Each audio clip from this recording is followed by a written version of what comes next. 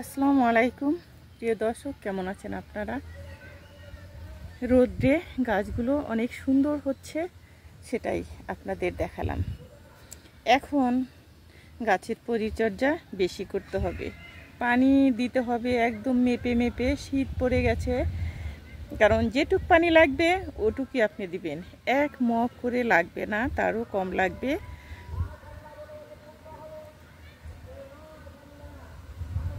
চলুন রান্না করতে যাই। সেখানে কি রান্না করব সেটা আপনাদের দেখাবো। আজকে হয়তো সবজি রান্না করব, এমন সবজি রান্না করব সেটা আপনারা হয়তো খেয়েছেন, কিন্তু অনেকেই হাত কালো হয়ে যায়। সব কিছু যেটা আর কি ভাপিয়ে নেওয়া হয় সেটাও কালো হয়ে যায়, বেচিন সব কিছু। তার জন্য এটা কম রান্না করি আমি। চলুন দেখাবো। ফার্স্ট আমি শাকটা রান্না করে নিচ্ছি। প্রথম শাকটা ঝামেলা, শাক রান্না করাটা কিন্তু ঝামেলা হলে কি হবে, প্রত্যেক দিনই আমার শাকটা ভাজি করতেই হবে, সেটা আপনাদের দেখাচ্ছি। এটা পালং শাক। শাকটা পানিটা ফেলে দিয়েছি, কারণ অনেক পানি। ধুয়ে মানে যে স্টেনারে ঝরিয়ে রাখি, তবু দেওয়ার পরে অনেক পানি বের হয়ে যায়। দেখতে থাকুন কিভাবে শাক রান্না করি। এখন দিয়ে দিব এখানে লবণ। পানি ঝরিয়ে ফেলে রেখে তারপর লবণটা দিলে ভালো হয় আর কি। প্রথমেই লবণ না দেওয়াটাই ভালো।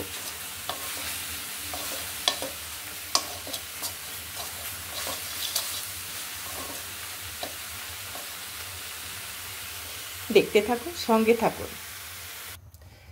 তেল দিয়ে দিচ্ছি এখানে। এখানে দিয়ে দিচ্ছি রসুন কুচি, পেঁয়াজ কুচি, একটা কাঁচামরিচ ফ্লেভারের জন্য।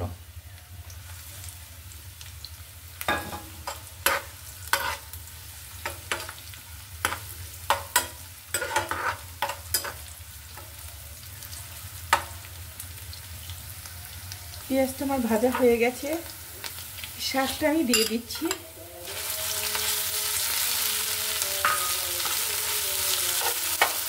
শাকের মধ্যে যখন রসুন পেঁয়াজ একটু বেশি কড়া করে ভাজবে, তখন এটার ফ্লেভারটা অন্যরকম আসবে। অলরেডি শাক আমার হয়ে গেছে, নামিয়ে ফেলবো। কলার থোর আমি বেছে সিদ্ধ করে নিয়েছি।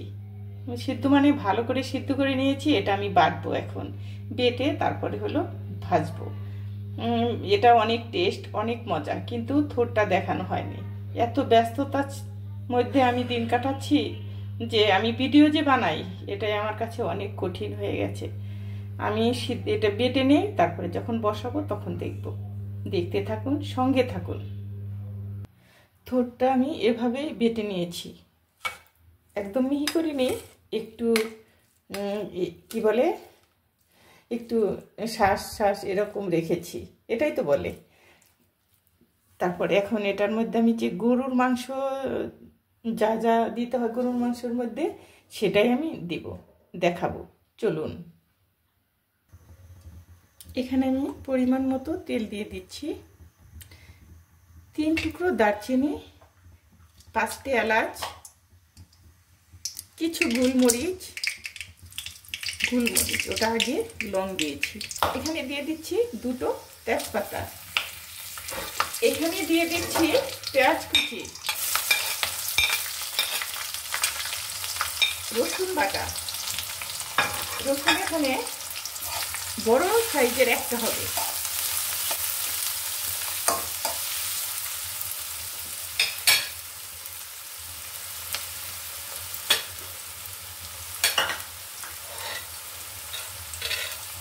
কয়েকটা কাঁচামরিচ কেটে দিয়েছি।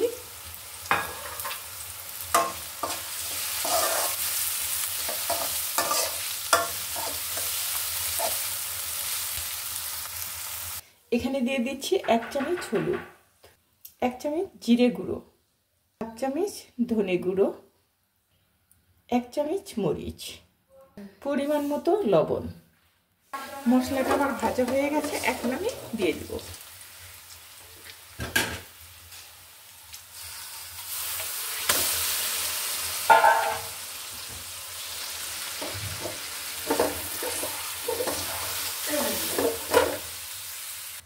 যেরকম মগজ ভাজি করে ওভাবেই করতে হবে, যে মগজ ভাজির মতো লাগবে। এটা কিন্তু অনেক টেস্ট, কিন্তু পরিশ্রম বেশি, অনেক সময়ের ব্যাপার, অনেক সময় হাতে নিয়ে তারপরে কাজ করতে হয়। রান্নাটা একটা আর্ট, রান্না একটা শিল্প। আমরা যে কোনোভাবেই রান্না করতে পারি, কিন্তু খেতে যেন পারি, টেস্টে যেন লাগে, এভাবেই রান্না করতে হবে। যেখান থেকে আমার ভিডিওটা দেখছেন, ভিজিট করছেন, তাদের জানাই অসংখ্য ধন্যবাদ। আর যারা দেখবেন বা দেখেছেন, তাদেরকেও জানাই অসংখ্য ধন্যবাদ।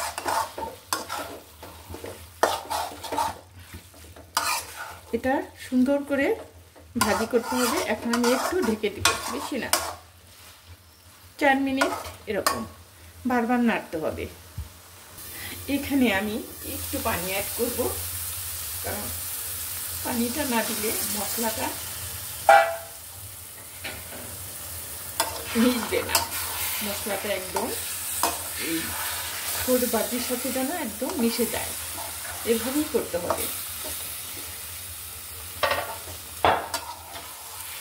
হয়তো অনেকভাবেই অনেকেই খেয়েছেন, কিন্তু আমি এভাবেই করি।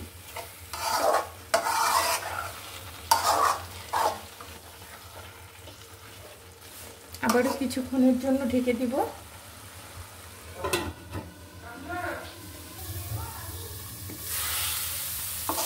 এটা শুধু নাড়তে হবে, ধরে না যায়, ধরলে কিন্তু ভালো লাগবে না।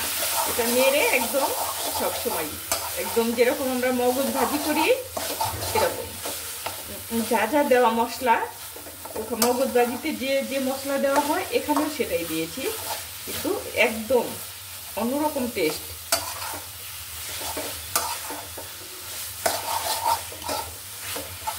এখন শুধু তেল বের হবে, তখনই বোঝা যাবে যে আমার হয়ে গেছে। আর একটু ঢেকে দিব।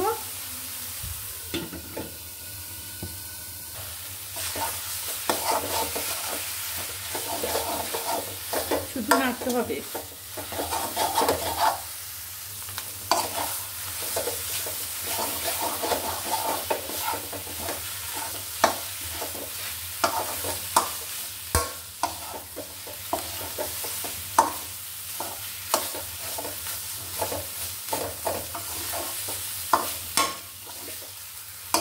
হয়ে গেছে আমার থোড় ভাজি। কেউ যদি কোনোদিন করে না খেয়েছেন, তাহলে এভাবে করে খাবেন, দেখবেন অনেক ভালো লাগবে। কেমন হয়েছে আমার থোড় ভাজা কমেন্ট করে জানাবেন।